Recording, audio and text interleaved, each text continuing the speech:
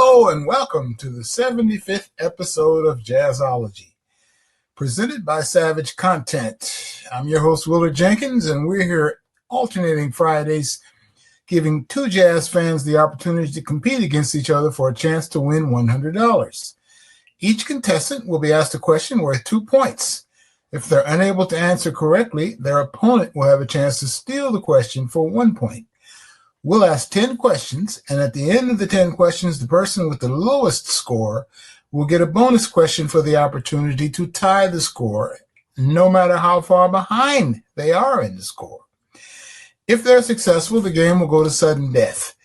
The person in the lead at the end of regulation will go first in sudden death, and each contestant will take turns trying to answer the sudden death multiple choice question until we have a winner. And now let's meet this week's contestants. Our returning champion, and this man is definitely working towards being our all-time champion at this point. But our returning champion for this 75th episode of Jazzology is Ted Panken, an American jazz journalist and former jazz history professor who has written over 500 liner notes. Ted Panken has written extensively for DownBeat, Jazziz, and Jazz Times magazines, as well as for the New York Times, the New York Daily News, and other publications. For more than 20 years, Ted Panken has broadcasted on WKCR in New York. He co-authored My Life in E-Flat, the Autobiography of Phil Woods, and since 2015, he's conducted several dozen public interviews in conjunction with the National Jazz Museum in Harlem. Many of the extensive interviews and articles can be found on Ted Panken's blog, which is called Today is the Question. Welcome back, Ted. Thank you, Willard. Our challenger for this episode is Rusty Hassan. Rusty is a jazz historian who has been a Washington, D.C. jazz radio show host for over 50 years. Rusty is currently the host of Thursday Night Jazz on WPFW in Washington. Rusty Hassan was the 2022 recipient of the Jazz Journalism Association's Marion McPartland Willis Conover Award for Career Achievement in Broadcasting. Welcome, Rusty. Thank you, Willard. And now let's get to today's Jazzology. And as our previous reigning champion, Ted Panken goes first. You ready, Ted? Sure, let's do it. All right, Ted, name the great trumpet player whose first music teacher was his older brother, Joe. Was that A, Nicholas Payton, B, Conte Candoli, C, Roy Eldridge, D, Clifford Brown, or E, Etienne Charles? And how's that for a mixed bag answer? Ooh. Although connected by all being A-list trumpet players, all of them great trumpet players, different generations. That's a very tricky question, but it's... and had I not read a biography of the person who was taught by his older brother, Joe, I'd be completely confused. I have no idea whether Nicholas Payton or Conte Candoli or Clifford Brown or Etienne Charles even have an older brother, much less an older brother named Joe. But Roy Eldridge did, and his teacher was his older brother, Joe. That is correct. All right, Rusty, you're up next. Rusty, name the famous band leader and composer who for a short time adopted the stage and recording name Baron in the spirit of the Duke and the Count. Would that have been A, Charles Mingus, B, Gerald Wilson, C, Jimmy Lunsford, D, Buddy Rich, or E, Fletcher Henderson?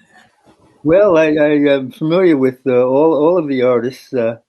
but I'm pretty sure it's someone who I've talked with and had the opportunity to have a conversation with, smoking a cigar and drinking Donald Duck juice, and I have to go with Charles Mingus.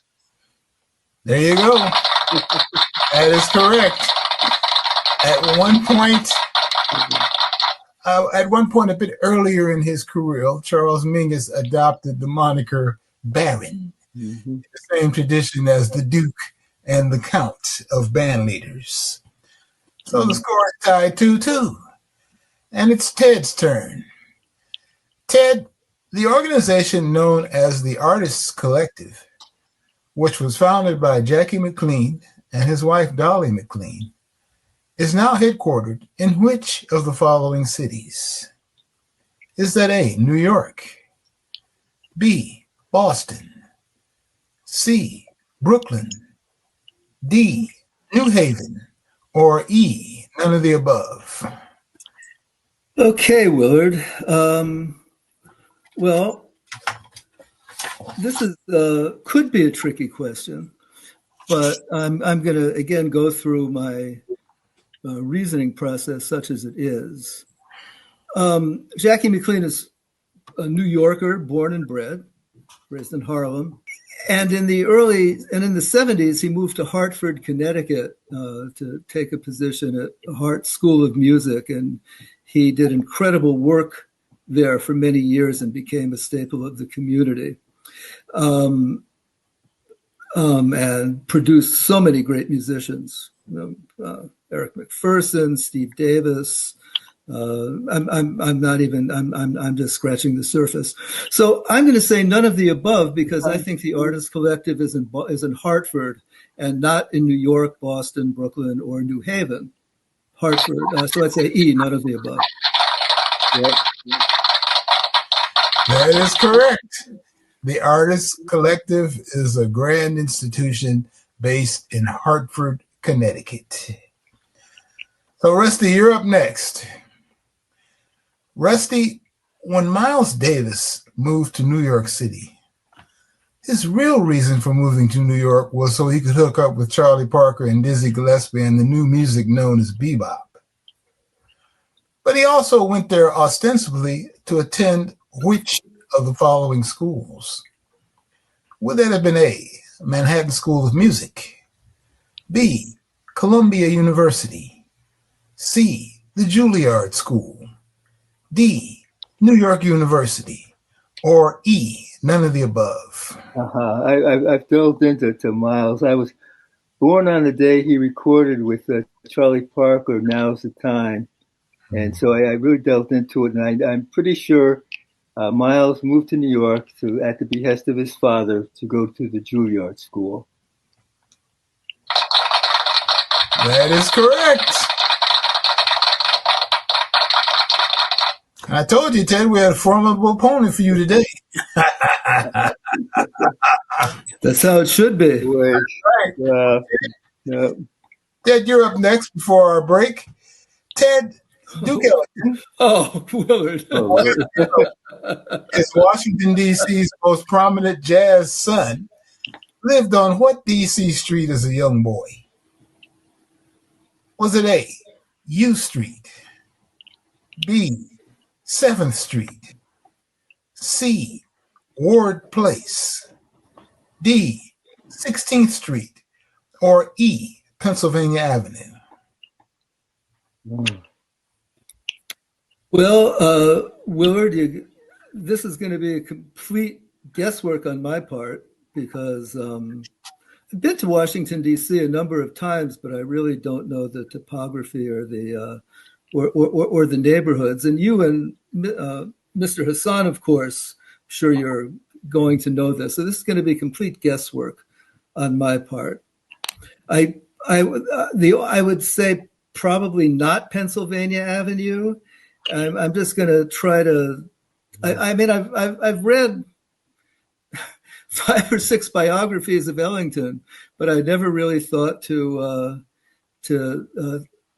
put in my brain what street he was born on. So let's see. I am going to say.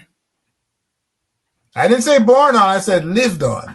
All right. So what street did he live on? I am going to say 16th Street. What's that? 16th Street, D. Ooh. It's incorrect. So Rusty has an opportunity to steal the point. Rusty? Ooh. Well, Duke Ellington. if he lived on the street which was his birthplace. Let me repeat the question.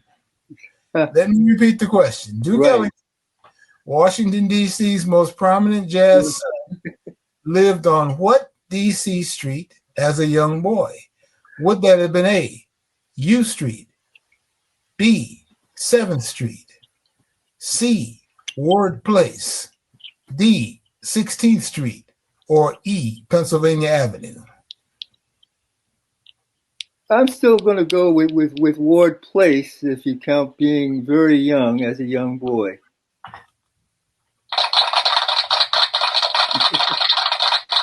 That is correct. Duke Ellington. And the reason why I'm going with that is a nod to my colleague Felix Grant, who did research to find the location of where Duke Ellington was born. And Felix really delved into all of this. And there's a post office, a postal distribution center, where they now have a plaque saying this was the birthplace of Duke Ellington.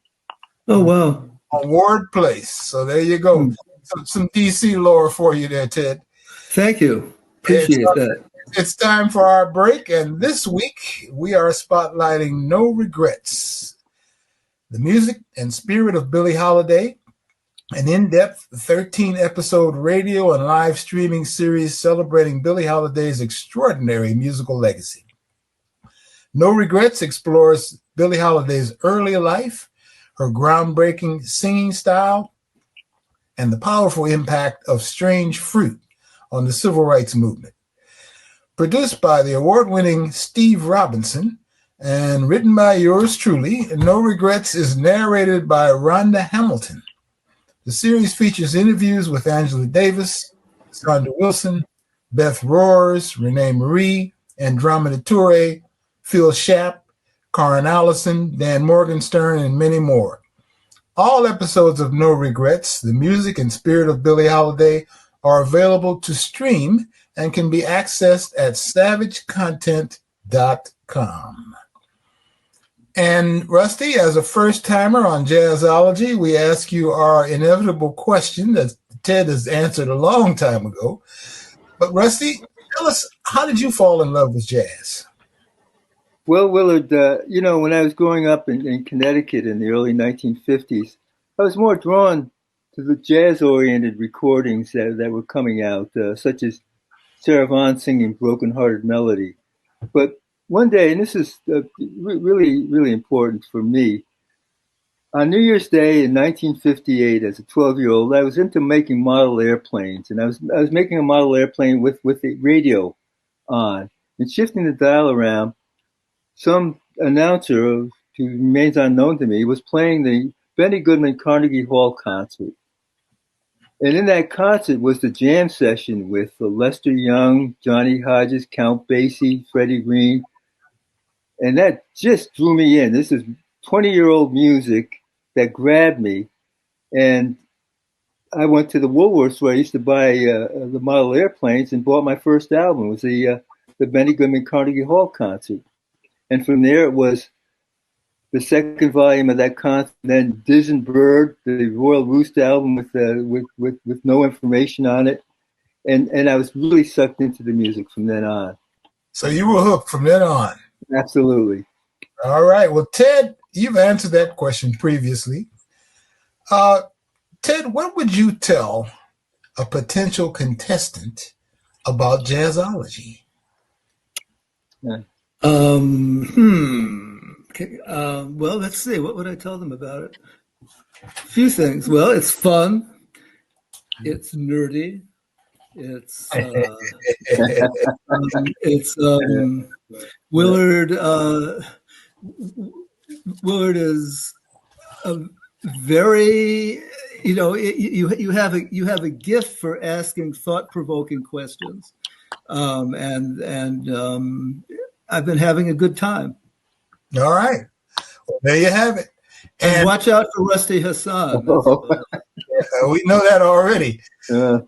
And our record of the week is this one. It's going back to Charles Mingus. It's Mingus in Argentina, the Buenos Aires concerts on the Resonance label. Charles Mingus at that time was leading a band with Ricky Ford on tenor sax, Jack Warreth on trumpet, Robert Nellums on piano, and Danny Richmond on the drums. Mingus in Argentina, the Buenos Aires concert, is our record of the week on Resonance. So, Rusty, you're up next. Let's get back to it. Rusty, which of the following prominent jazz drummers is from New Orleans? Is it A, Ed Blackwell, B, James Black, C, Herlin Riley, D, Johnny Vidakovich, or E, all of the above? Ooh. Well, this is I know one in particular is from New Orleans, and I'm not too sure about the others that would make it all of the above. But I may be giving Ted a point on this, but I'm certainly going to go with what I know, and then that's Ed Blackwell.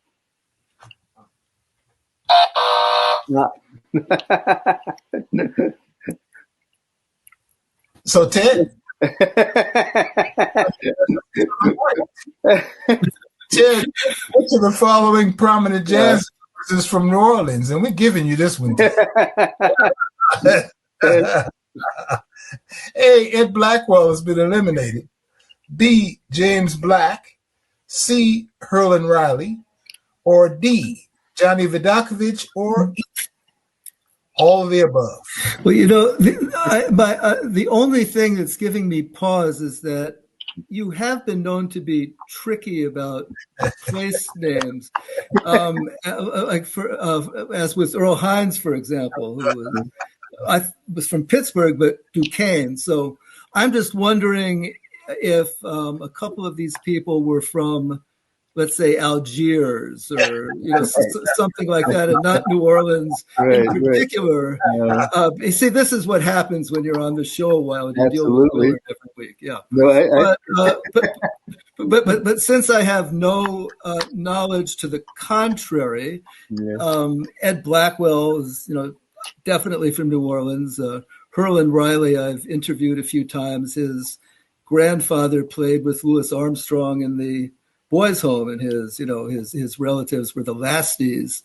He comes from that kind of family. James Black and Johnny Vidakovich. So I'm going to have to go with E, all of the above. Yeah. Well, that was one you definitely stole, because Rusty kicked it off. Rusty had a right answer, but not the complete right answer. I thought it was another trick. Well, it was in a way. Right. All right, well, Ted, you're up next. Ted, the jazz club known as the Dakota is located where? Is that A, Milwaukee, B, Chicago, C, Detroit, D, Minneapolis, or E, Cleveland? Where is the Dakota located? Well, I guess we know it's in the Midwest, broadly defined. Now, I have never been to the Dakota. Heard a lot about it. What thought process can I really talk about? It's D, Minneapolis. Mm. Mm-hmm. That is correct. So, Rusty, it's your turn. Score is Ted 7, Rusty 5. Rusty, which of the following jazz singers was once a divinity school student? Would that have been A, Gregory Porter, B, Kenny Washington, C, Alan Harris, Hmm. D, Kurt Elling, or E, Bobby McFerrin? Boy, this is really going to be a guess. I'm familiar with all of the singers, but not familiar with the background of each and every one. The guess is going to be Gregory Porter. Nope. And Ted with another opportunity to steal a point. Uh-huh. Ted, which of the following jazz singers was once a divinity school student? A, Gregory Porter has been eliminated. B, Kenny Washington. C, Alan Harris. D, Kurt Elling. Or E, Bobby McFerrin? Yes, by Rusty, because Gregory Porter's mother was a preacher and a community activist when he was growing up. But it's not him. He went to UC San Diego, where actually he studied with George Lewis. He went on a football scholarship, and then he got injured, and football's loss was our gain. I don't know about Kenny Washington, the singer. Alan Harris went to college, I believe, and he grew up in Brooklyn, wound up in Western Pennsylvania, and your email site is telling me to shut up. And Bobby McFerrin, I think, is from New York, and I believe his father was an opera singer, if I'm not mistaken. But it's Kurt Elling. I've done a number of pieces on Kurt. Okay. I've interviewed him a number of times, and his father was was the choir master in the church in Minnesota, and he went to the University of Chicago Divinity School, living on the side, and that's where he started developing his art. Exactly. Wow. Yes, who went to the Divinity School is Kurt Elling. Wow. Kurt Elling went to Divinity School. So the score is Ted 8 and Rusty 5. Okay. Ted, you're up next. Ted, guitarist Mary Halverson, such a distinctive player. Mary Halverson has been a member of what bass player's band? Would that be A, Dave Holland, B, Linda Mahon O, C, William Parker, D, John Patitucci, or E, Michael Formanek?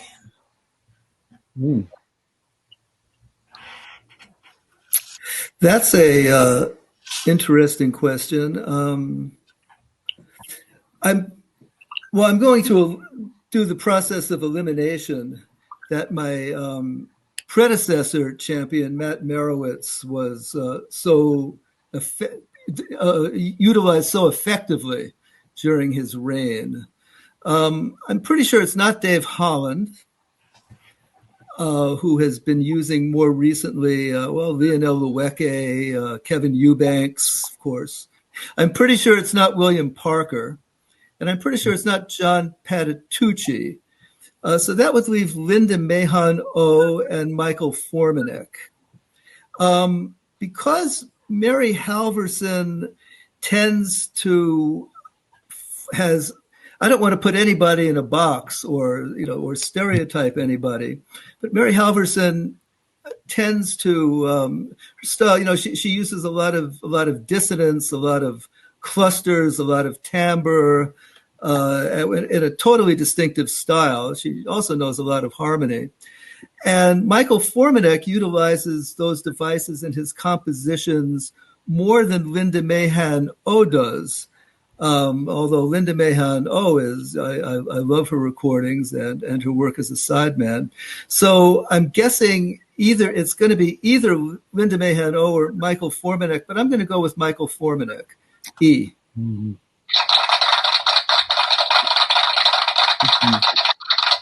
That is correct. That is correct. And it's Rusty's turn next. Uh-huh. Rusty, time to play some catch up. Yes. Rusty, the young. There's always the bonus question. Right. Boy. Oh, this is getting. I knew the connection with Mary Halverson and Michael Formanek because of the DC Jazz Festival. Seeing them perform together I give you a shout out for the DC Jazz Festival. So I did know that one, but this one maybe. It all depends on what questions you get. Right. The young who records for Blue Note Records, Joel Ross, is a native of what city? Is Joel Ross from Detroit? A, B, Minneapolis, C, Cleveland, D, Chicago, or E, Evanston?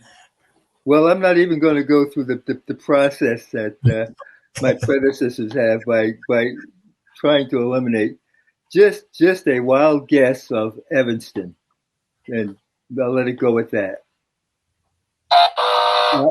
That is incorrect.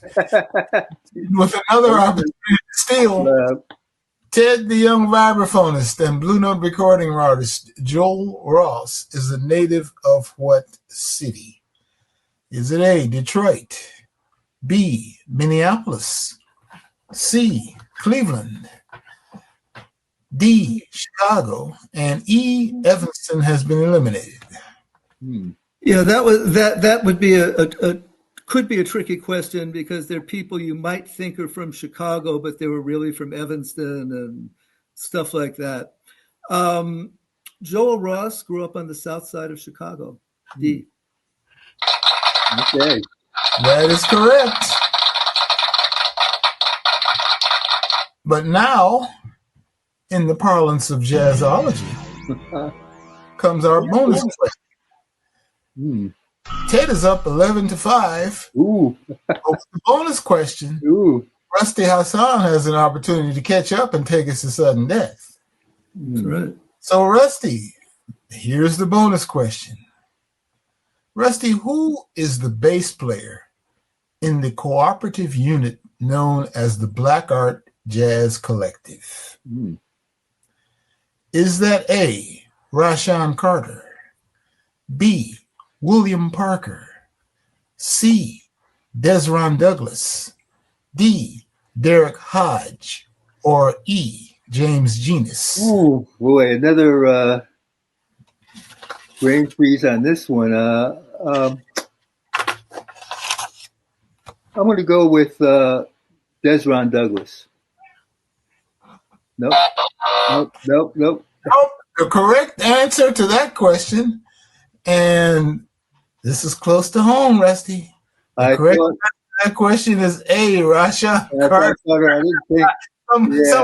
Someone you watched grow up. I did indeed, and I thought that would be an off the chart answer to it. I'm sorry, I blew that one. But it is Rashawn Carter, and once again, the other thing I would tell contestants on Jazzology is take your time and don't answer necessarily the first thing that comes to your mind. Sure. Let's say, because Willard is tricky. Absolutely. So Rusty, it's nice to meet you, Rusty. Oh, absolutely. Remember that because you will be back. No question. Okay. Well, this was a lot of fun. I really enjoyed this, and thanks for asking me. It took a long time, Willard, but you finally got me into it, and it's been a ball. And, congratulations! Congratulations to Ted. Keep on keeping on.